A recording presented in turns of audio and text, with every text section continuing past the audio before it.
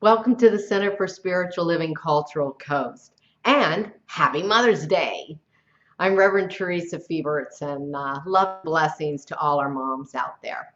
Love and blessings to you. And special love and embrace for those of us who suffer on Mother's Day. You know, there's some of us who feel a deep sense of loss on Mother's Day. Maybe your mother has passed recently, or maybe it just feels every year like the wound is opened. Or maybe you suffer and you mourn the loss of what could have been, but was not felt with your mother. Either way, we're happy you're here with us this morning. Yes. The first Mother's Day happened in early 1900s. I always love to look these things up. And it was a woman named Anna Jarvis who wanted to honor her mother and the sacrifices that other mothers made for their children. But you know, I'm keenly aware that that's not everyone's experience. So, as I always say, I know who you are. I know who you are. You are a unique expression of the divine, and you are loved. You are love itself. You are lovable. You are created and immersed in this thing called life, which is love. And no matter what your childhood experiences were, you are welcome here. And again, I am glad that you're with us here this morning. This can be your family of choice. Yes? So, thanks.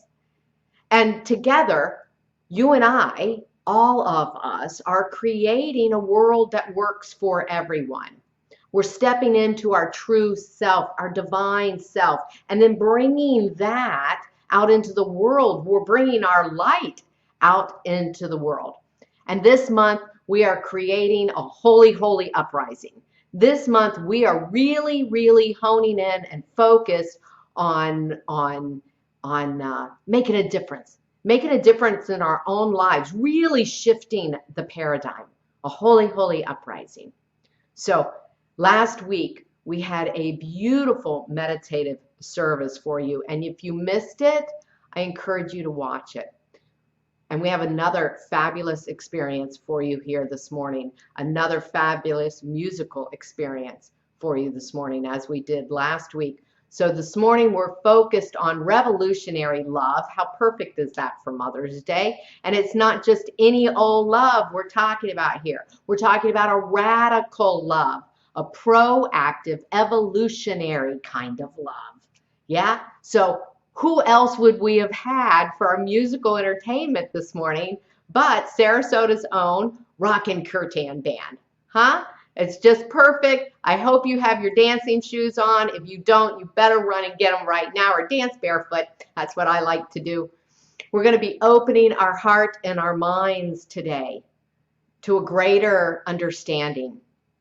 We're opening our hearts and minds, and we are going to get up on our feet. So I'm just going to do a treatment real quick right here and right now and say that divine mother's love, that presence is embodying me now. And it lifts each and every one of us this day and every day henceforth. That's all I need to know. Amen, and so it is. So here, help me welcome the Rockin' Kirtan Band. We have Steve and Meredith is probably behind the camera, and they are both CSLCC members, and then we have their son Jesse, Sabrina, and Jay. Here they are. Good morning, everyone, and I want to wish everybody a happy Mother's Day. It's a pleasure to be here this morning at the Spiritual Center. We're going to start off with a mantra called Om Ma Jai Om Ma Jai Ma. This chant is praise to the Divine Mother, and it offers protection, like all mothers do. Om Ma Jai Om Ma Jai Ma. Om Ma Jai Om Ma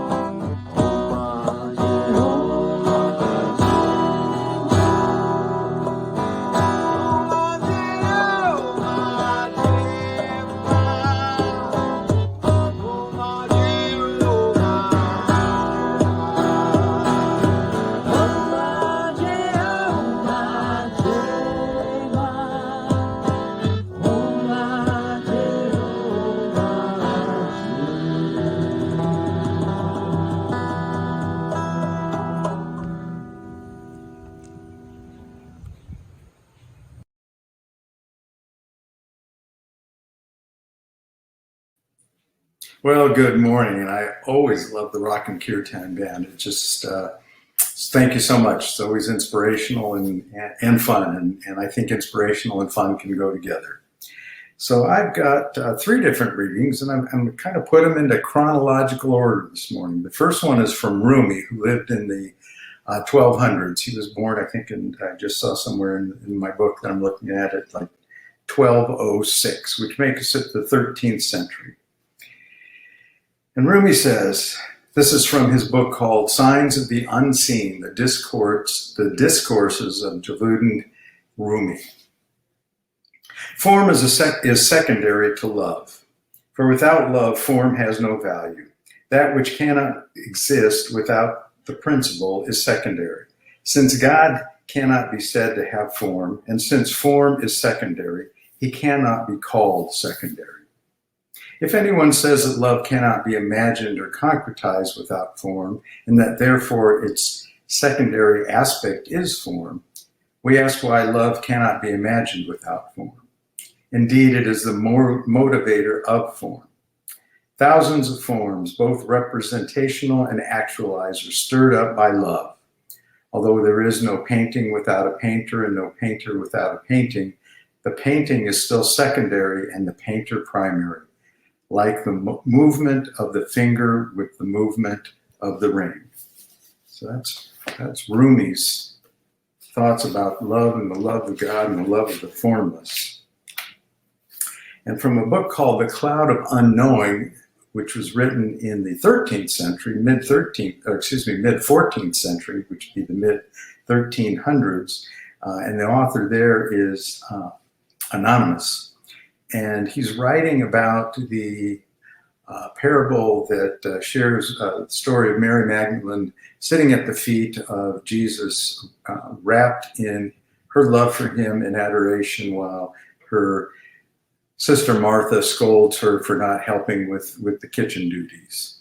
And what the Cloud of Unknowing says about this, so she pinned all her love, she being Mary, so she pinned all her love and longing onto the cloud of unknowing, and taught herself to love what would never clearly understand by the light of her reason here below, nor would she feel the sweetness of her love emotionally. She was so successful in this that she sometimes forgot that she had been a sinner before. And yes, and very often I believe that she was so deeply occupied in loving God as he is in himself that she paid little attention to the beauty of Christ's physical body when he sat before her, speaking and teaching. Nor did she take notice of anything else, physical or spiritual. This is what the gospel seems to tell us. So wrapped in love, she saw nothing else. And from Walter Hilton, who wrote in the latter part of the 14th century, yes, we're going back to these thoughts on love today. This is from his chapter called Don't Listen to People Who Talk About the Fire of Love. And he was writing to a young novitiate nun and answering her questions about how to approach her study and her devotion. None of the people who talk about the fire of love really know what it is, and I certainly can't explain it, but I can tell you this. It is not a physical heat that can be experienced by our senses. It is true that a soul can experience it while it is still in the body during prayer and spiritual exercises, but not in a physical way.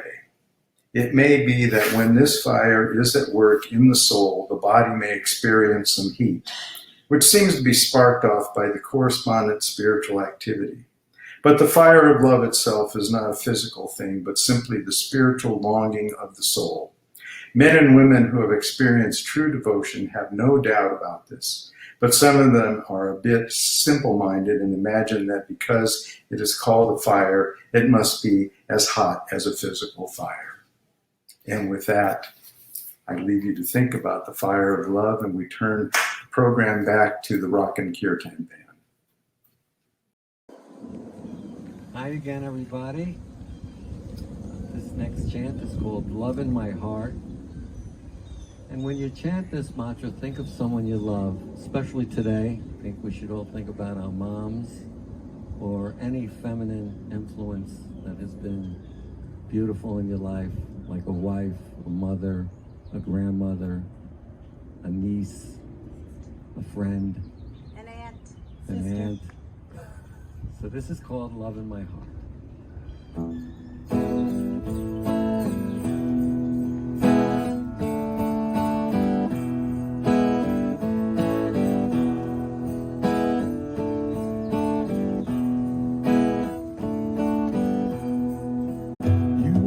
Love in my heart. You are the love in my heart. You are the love in my heart. You are the love in my heart. You are the love in my heart.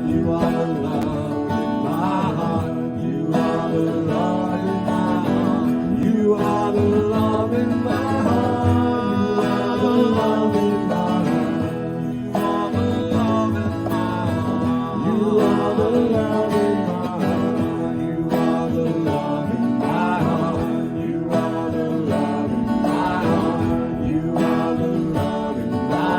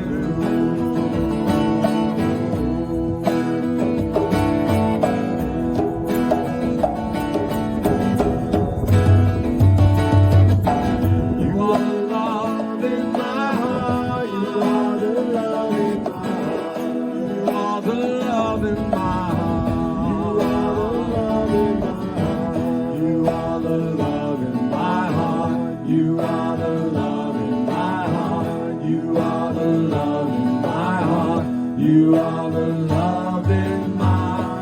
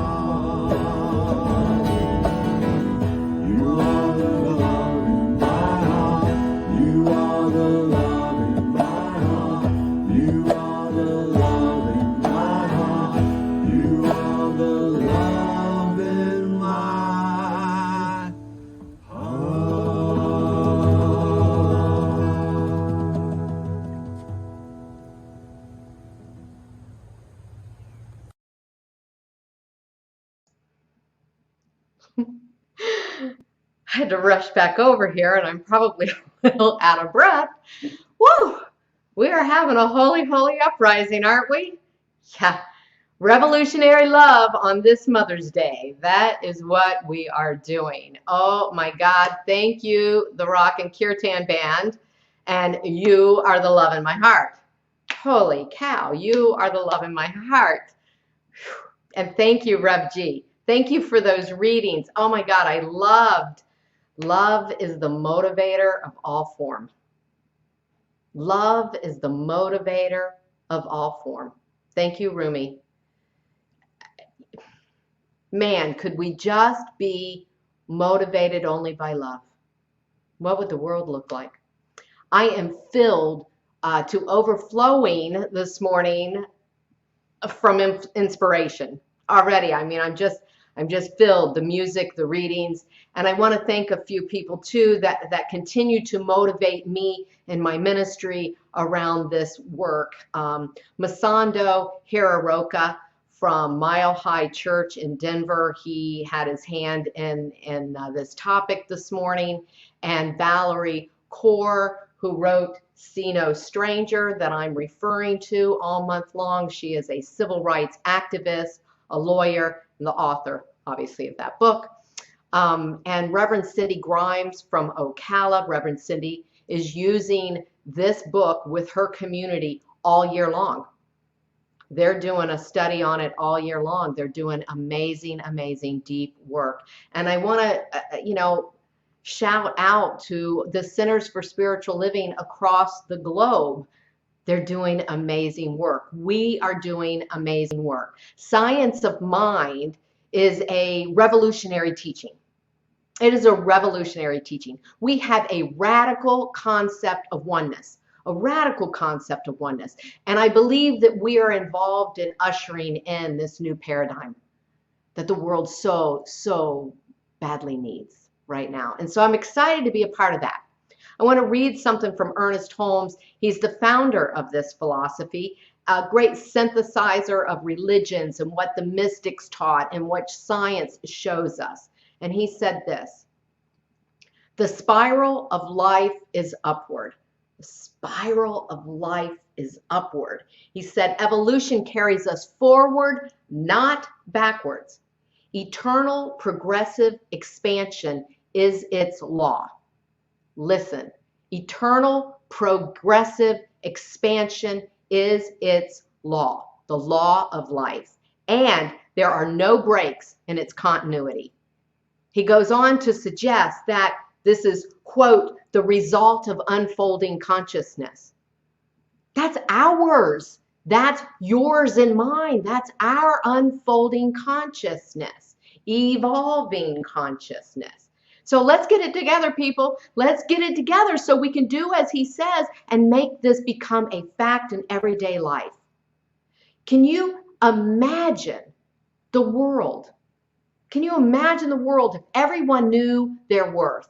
If everyone knew their own worth and each other's value and revered the very ground that we walk upon? Can you imagine? I want to imagine. I love dreaming of that. But it calls us into a conscious social action, I believe. Again, Ernest Holmes suggests, quote, that you and I should form a habit of taking definite time each day to contemplate and affirm peace with justice. He says, there is no peace possible without justice. Faith without works is dead. I think we've read that somewhere else, haven't we? And so here he is echoing the words of Dr. Martin Luther King Jr. when he says, we should not only pray, we should act, each contributing the very best that they have to the common purpose, each willing to make any sacrifice necessary, for there can be no individual self-preservation without the preservation of all. Beautiful, isn't it? Isn't that beautiful? That is really one for all and all for one, isn't it? And what if everybody knew this? What if everybody knew that it was their work to do to look out for each other, to love one another. You know, as many mothers say, I would do anything for my children. I've said that. Throw myself in front of a bus for them if I had to. I have a dear friend who says we should want for every child what we want for our own. Thank you, Judy. I love you. That is revolutionary consciousness. That's what I'm talking about here this morning. An evolving consciousness, revolutionary love. I want to give you the definition of revolution. A fundamental change in the way of thinking about or visualizing something, a change of paradigm. Revolutions in consciousness bring change not only to us, but to the systems and to the institutions that shape the very experiences that we all have. Revolutionary love invites us into a way of being, a way of thinking, a way of feeling, a way of acting that is rooted in our love for one another. So I want to break it down this morning. I want to break down this revolutionary love. Let's start with revolution. I just gave you the definition. And Valerie Kaur explains a little further. She says, revolutions not only happen in the big, grand public moments, but they also happen in the spaces where people are coming together to inhabit a new way of being. That's us. Man, that's us. That's us. I think I read this last week, or I posted it last week. I'm just like so on fire about this quote. The places where people are coming together to inhabit a new way of being. Science, mind, and spirit as a philosophy is rooted in changing the way we think. It is rooted in changing the way we think so that we can change our lives. We change our thought, we change our paradigms. Many of us have created just powerful, life-altering changes for ourselves, haven't we? And we love to share about that. Well, revolution is these great changes, these great leaps in consciousness at a collective level.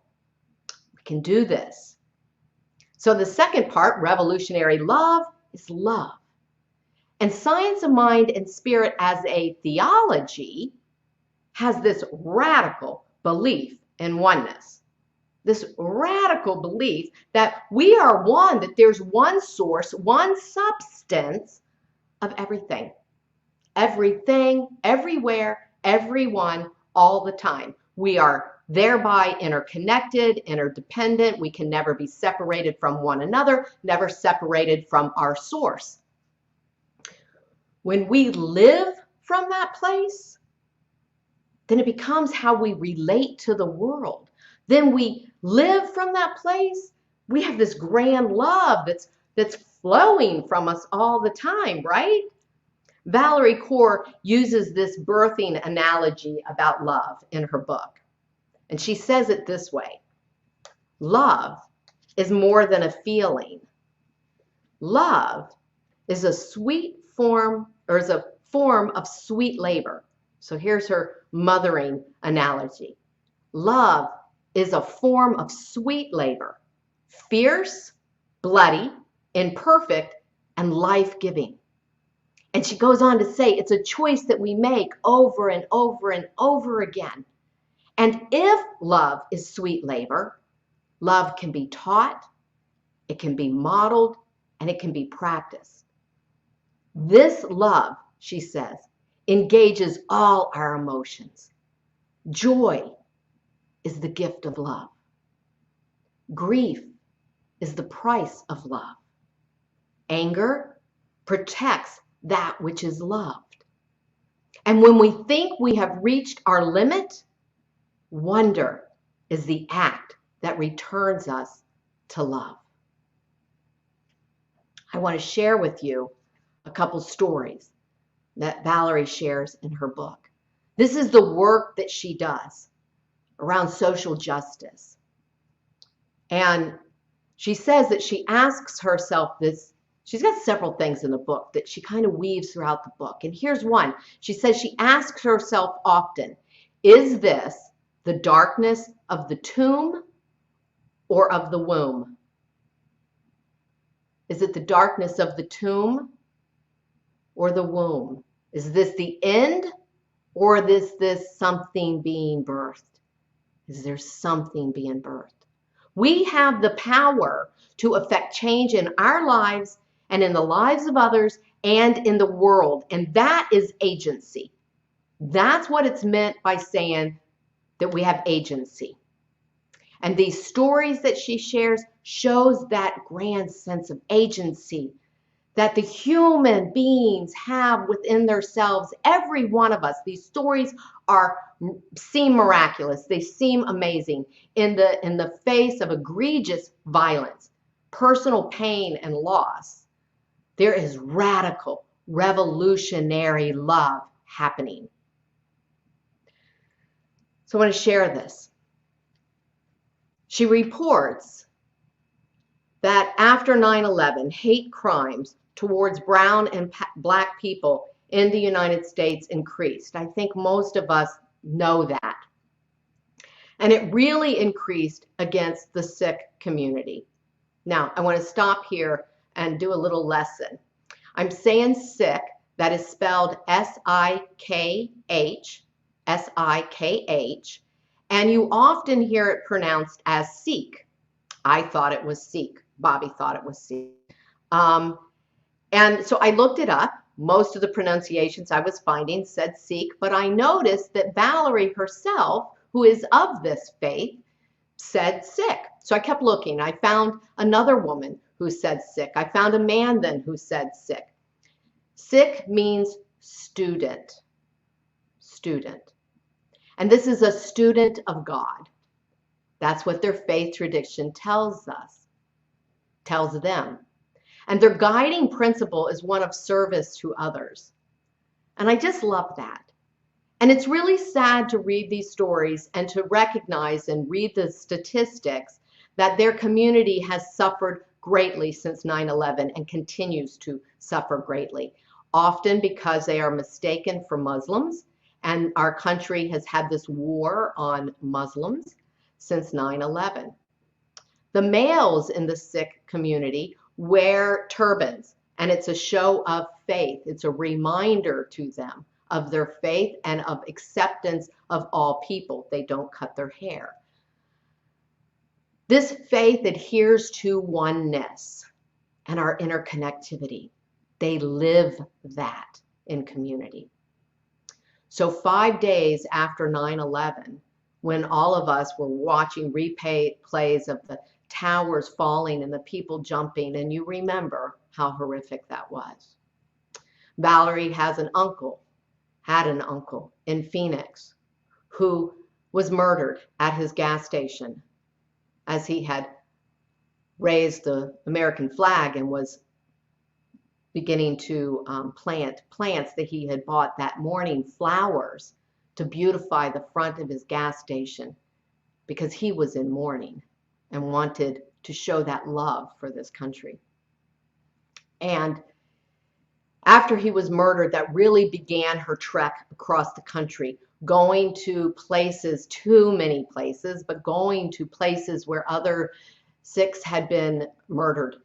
And not just Sikhs, but where people of hate crimes were victimized and beaten or murdered. And this was all at the hands of racially motivated violence. And she sat and she grieved with people and she listened to their stories.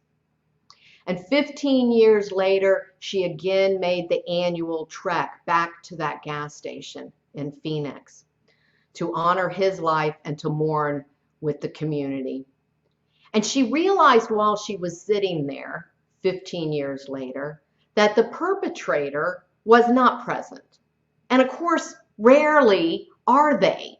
Rarely do they survive a violent shooting or a mass shooting, especially because they've either turned the gun on themselves in suicide or they've been killed by the police gunfire. But this time, she thought to herself. The prisoner is in, or the gunman is in prison. And she was sitting next to the brother of the deceased. And she asked him, what if we could talk to him? Would you want to do that? And without hesitation, he said, absolutely. See, he had already forgiven him. The widow had already forgiven him because this is their way. So the next day, they found themselves on the phone with the prison talking to the shooter. This is the man who, prior to murdering this gentleman, had been at a bar drinking and bragging about how he was going to go kill the ragheads. And they're on the phone with him. They're on the phone with him. And what they found on the other end of that phone was Frank Rogue, who was a man tormented by what he witnessed on 9/11, what we all witnessed, what her uncle had witnessed and had mourned. And he was very sorry for what he had done. And he looked forward, he said, to meeting Uncle Balbert in heaven, to hug him, to embrace him, and to ask for his forgiveness. Inhale. Yeah. Valerie Kaur says that the opposite of love is not hate, but indifference. I want you to think about that. The opposite of love is not hate, but indifference. Let us not be indifferent to the suffering of the world. And we can start today. We can start right now. You can start right now in your own life. Ask yourself, who do you need to forgive? Who do you need to forgive? Or who do you need to ask forgiveness of? Or who can you cultivate a sense of wonder about? What could you learn from their story that like they learned from Frank Rogue? I have one more story. Yet another act of violence against the Sikh community, this time at a place of worship. It happened in Oak Creek, Wisconsin on August 5th, 2012. A gunman killed 6 members of that community, injured 4 more while they were setting up for a day of worship. And their celebration turned into a nightmare. And as the story unfolded, they discovered that this 40-year-old gunman also had a form of worship, and it was white supremacy. His guru, Arno Michaelis. And Arno, by his own accounts, became involved in the white power movement at the age of 17. And he founded what is today, what was to become, the largest racist skinhead organization worldwide. His story? He has one. He was raised in an alcoholic, violent home. He learned there, and he continued to grow very angry. He said that he radiated hostility. So why would I tell you this story on Mother's Day? Because 2 brothers that lost their mother in that Sikh Gurdwara, which is their Gurdwara, which is their temple, their church, through a series of events, those 2 brothers met and forgave the man who trained the man who killed their mother.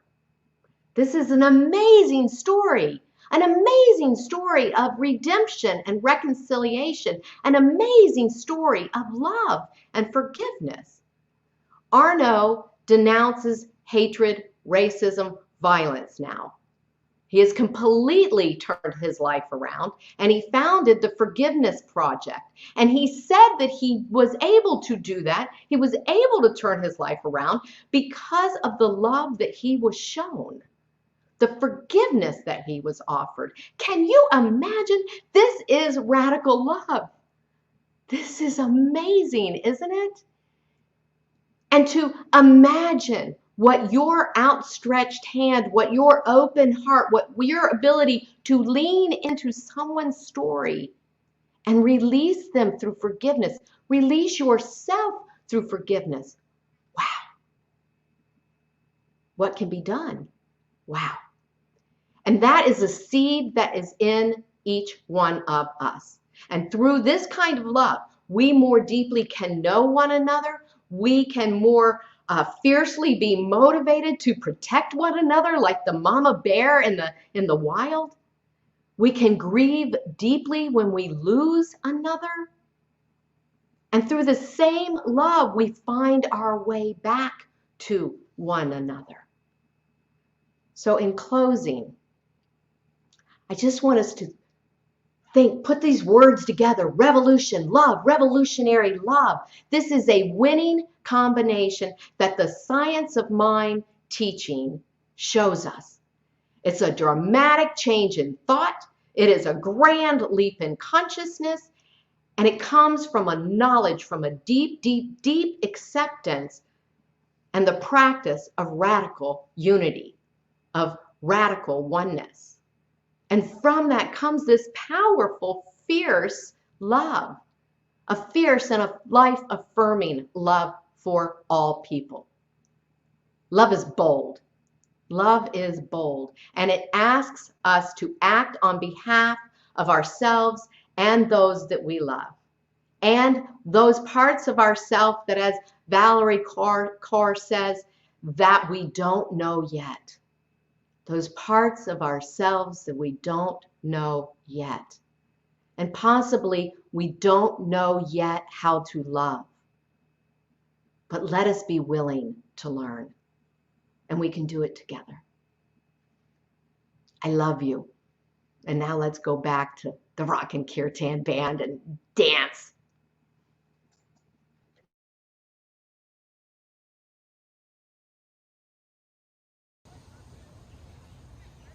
Celebrating Mother's Day today. Our next chant is called Adi Shakti. And the Adi Shakti chant tunes you into the frequency of the Divine Mother and to the primal protective energy. It is said that chanting it eliminates fears and fulfills desires.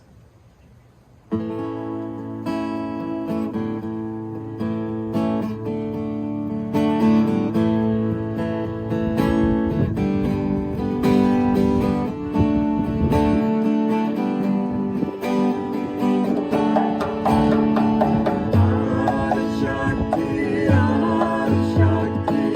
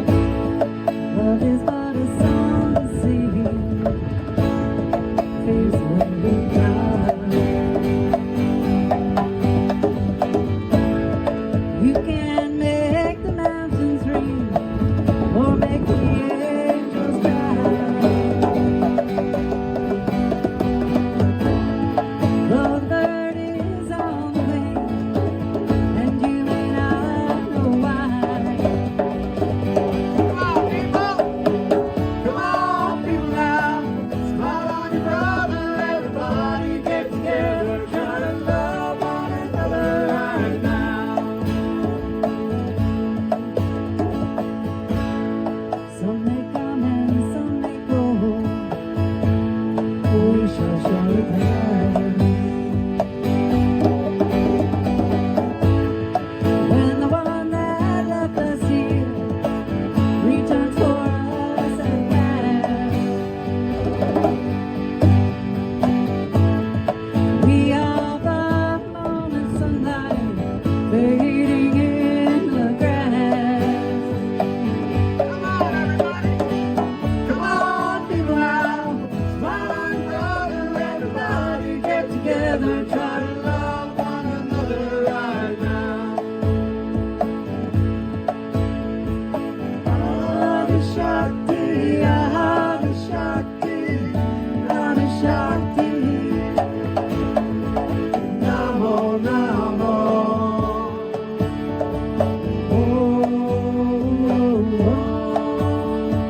Sarasota Shakti, Sarasota Shakti, Sarasota Shakti. Namo, Namo.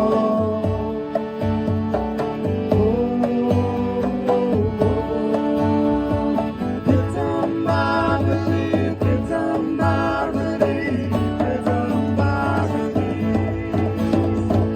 Namo, Namo.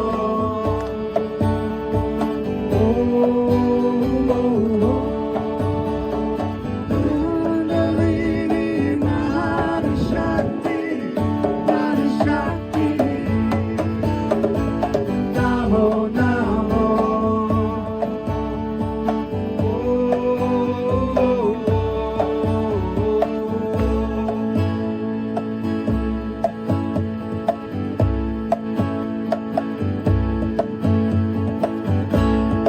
If you hear the song I sing, you will understand. Listen. You hold the key to love and fear, all in your trembling hand.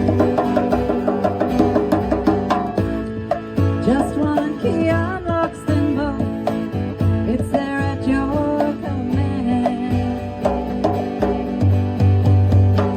Come on, people now, smile on your brother, everybody get together, try to love one another right now.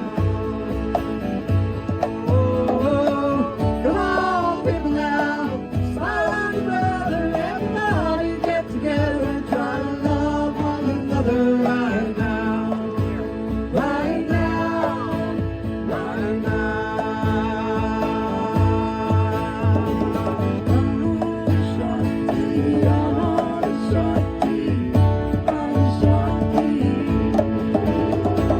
Namo, Namo.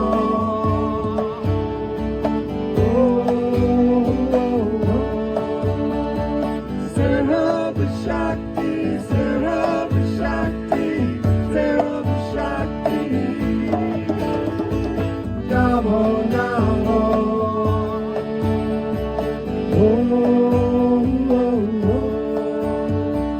Pritam Bhavati, Pritam Bhavati, Pritam Bhavati. Namo, Namo.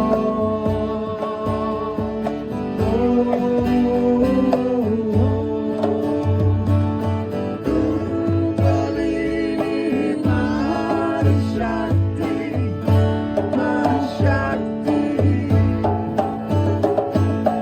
Namo, Namo.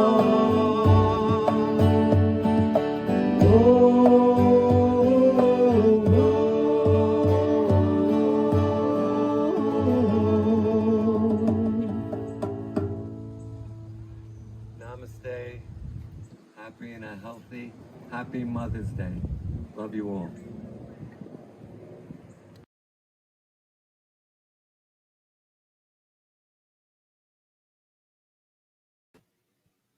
Wow. Thank you, Rockin' Kirtan Band. I just love the way everything sort of flows together, and what a great topic. It's always great talking about love. So we are in the rising tide of that. So I just love that.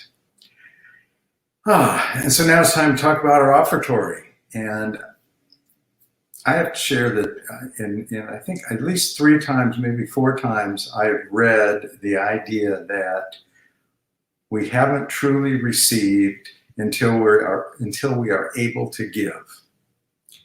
And the first time I read it, I thought, oh yeah, that makes sense, and just sort of moved on. Second time was like, okay, somebody's trying to tell me something. The third time was like, all right, what am I supposed to know here? And the third time was just a couple days ago, and it's like, what am I supposed to know about this? And what I think I need to know, and I will share with you, and maybe it might inspire you, is that if we don't feel that we have anything, we don't have anything to give. But if we feel that we have something, if we've received it, then we're able to give from what we've received.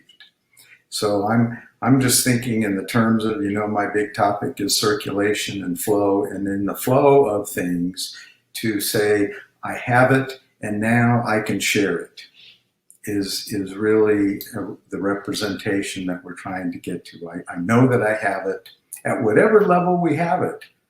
Not every one of us are Bill and Melinda Gates or whoever is your symbol of having a lot of money. But we're all wealthy at our own levels, and then we can share from that space.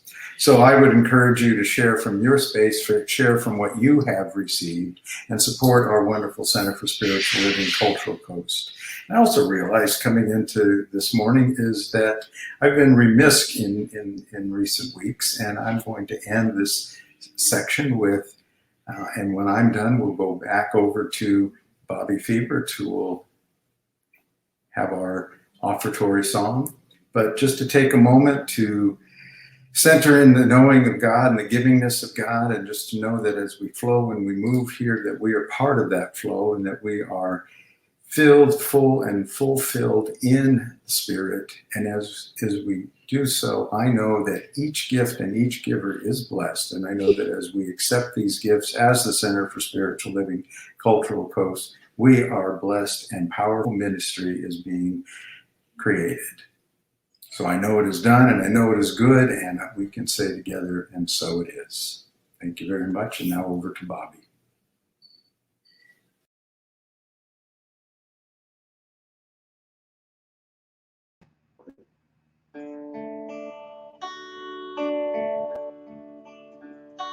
I receive the gift of life and pass it on. I receive the gift of love and pass it on. I receive the gift of joy and pass it on. I receive all good and pass it on. I receive the gift of life and pass it on. I receive the gift of love and pass it on. I receive the gift of joy and pass it on. I receive all good and pass it on. Thank you. What a morning, huh? I am just wow, wow, wow, wow. As I said when I began, I was overflowing with inspiration, and now I'm overflowing with love. I'm so full. Thank you for being here with us this morning. And thank you, thank you, thank you to the Rock and Kirtan Band. Thank you, thank you, thank you. Steve, Meredith, for all the work that you do behind the scenes. Jesse, Sabrina, Jay, just beautiful, beautiful. Thank you for sharing your love with us this morning. I want to let you guys know that if you enjoyed that and you want to dance with them in person and you want to see them in person, they are going to be at the Sacred Lands in St. Pete tonight from 5 to 7, outdoors in St. Pete. You can get more information on their Facebook page. Go to their Facebook page, or maybe even Sacred Lands. And another really fun thing that we have coming up is May 29th, Saturday, May 29th. CSLCC is co-sponsoring the Hudast concert at Fogartyville, and I'm very excited. And if you do not know them, you need to look them up. It's HU, capital DOST. Fabulous music and great people and out there doing good work in the world. And so we're really excited to be there for that. So get your tickets because they are doing limited tickets. And Tuesdays starting May 25th, Bobby and I are inviting you into our home to vision with us. And we're also going to be starting, I think that's that same week, nature walks. So make sure that you're getting our email. Go to our website, www.cslculturalcoast.org. Scroll to the bottom, sign up for the email, or on Facebook, we have a little tab there for more, and you can sign up right there on Facebook, and then get the email so that you know all this stuff when it's coming, and the links are all in there and everything. And with that, I'm going to go let Bobby finish us out. Rev G is going to post the link for the Zoom. I'm not going to be on there with you this afternoon, but Rev G is going to be there, and so don't miss that for a deeper conversation. And with that, Bobby's going to close us out. Love you so much. Thank you, Theresa. Thank you. Thank you, everybody. And if you need prayer support, email prayer@cslculturalcoast.org. And we're going to end with Let Love Lead the Way by Karen Drucker. Sing along again, dance along.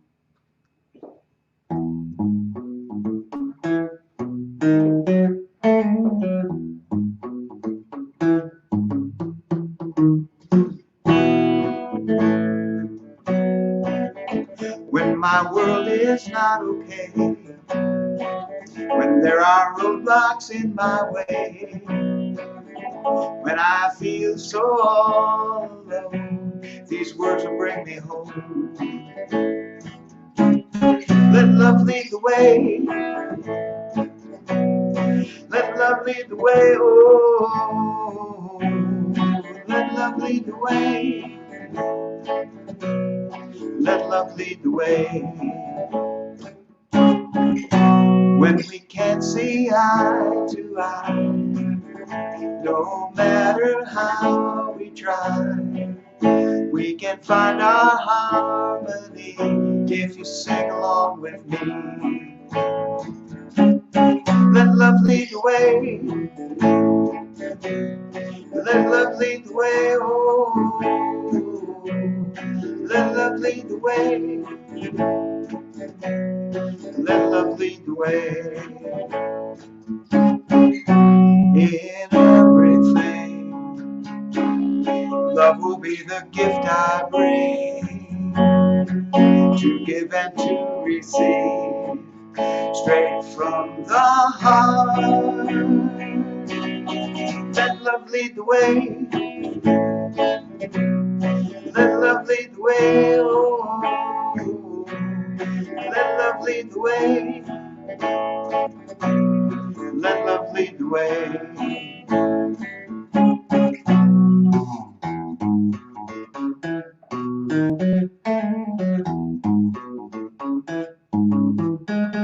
Each morning when I wake, there's a choice that I can make. Everything I do and say, I'll let love lead the way. Let love lead the way. Let love lead the way. Oh, let love lead the way. Let love lead the way.